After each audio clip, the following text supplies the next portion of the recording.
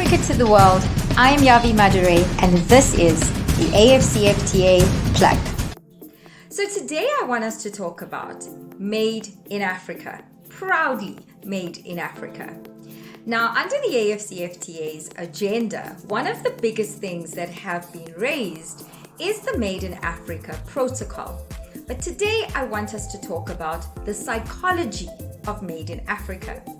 Before we can get to intra-Africa trade at 30%, before we can get to trusted financial systems, before we can build in trust engineering and all sorts into the system to be able to drive the agenda of the AfCFTA, one of the biggest things that we need to adopt, one of the biggest things that we need to think about very intentionally is how we think about Made in Africa, how we perceive products and services that are created in Africa.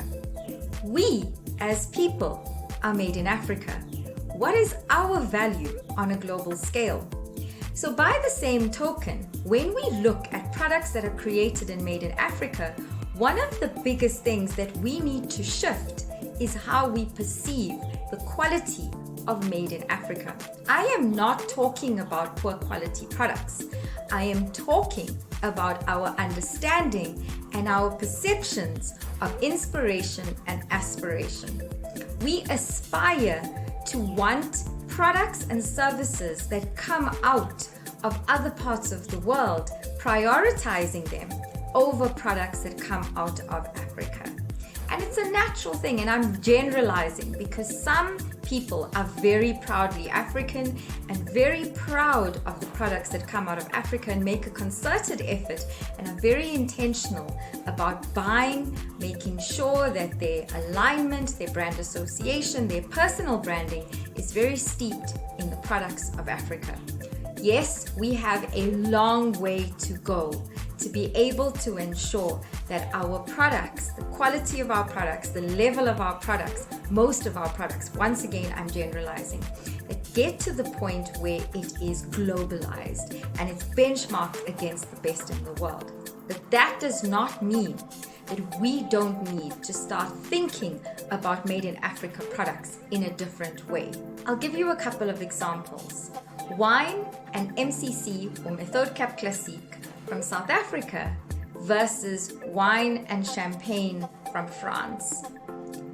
It was the same processes. The French were in South Africa teaching the process, creating, owning vineyards, driving this kind of culture when it comes to wine and technically champagne, which comes out of the French region, and therefore our sparkling wine needs to be called MCC, and because I'm based in South Africa.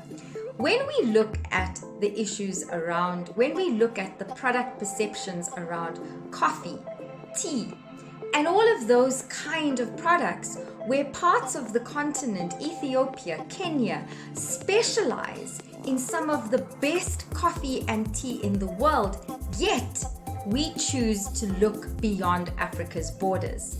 So this is just one example of how we need to start looking and being intentional about aligning our thought processes and our buying patterns and our consumerism around Made in Africa. Nobody is saying don't buy quality. Nobody is saying don't hold companies in Africa to a higher standard.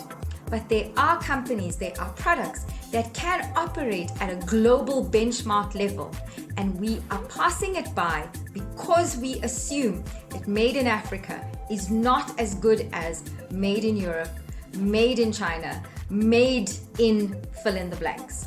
All I'm saying is that before we get to benefiting, before we get to driving and being able to ensure that the AfCFTA is successful, the biggest thing that we as a continent of 1.3 billion people, critical mass, the world's future, before we get to that point, we need to start appreciating, valuing, placing a premium on products, services, and people that are made in Africa.